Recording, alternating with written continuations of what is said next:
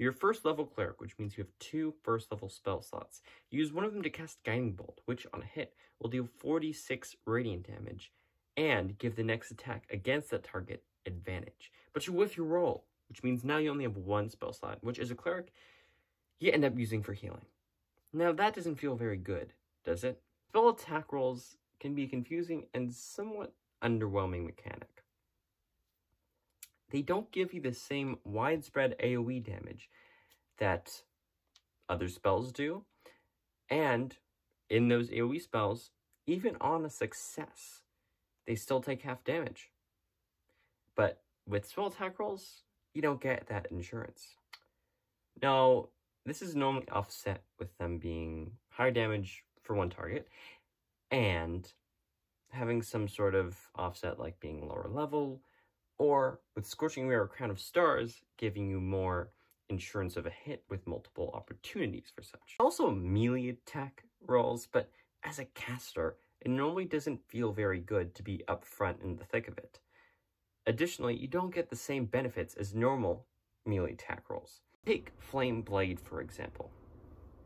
It is a 2nd level druid spell that is concentration up to 10 minutes, and each turn, while you have concentration, it emits light, as well as allowing you to make an attack as an action with it, melee spell attack, dealing 3d6 fire damage on a hit. Even though it says it's similar in shape and size to Scimitar, it doesn't get the same benefits of a melee weapon attack. On the other hand, this spell has fallen to the wayside because of a better one, Shadow Blade.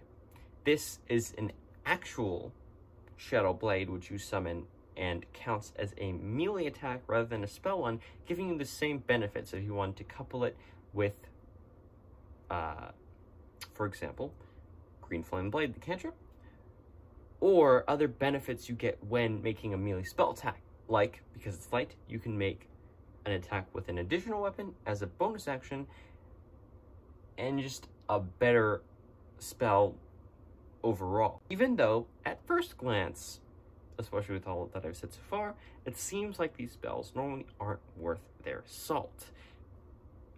But they still count as melee and ranged attacks, respectively.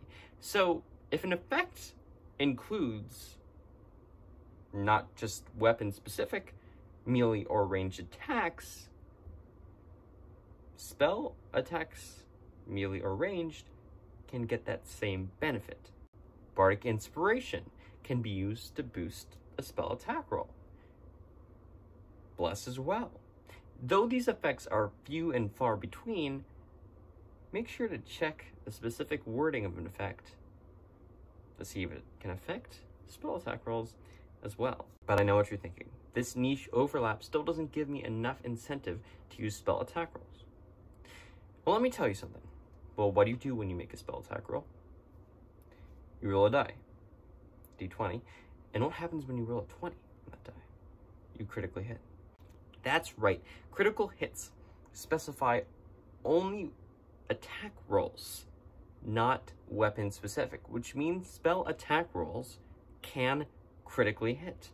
Want to get even crazier?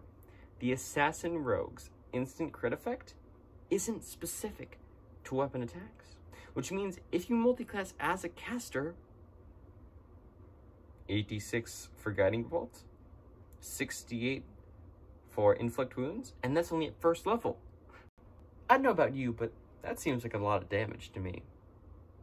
And it's always fun to roll more die. So, this is Sean from Dodecan Dungeon, signing off.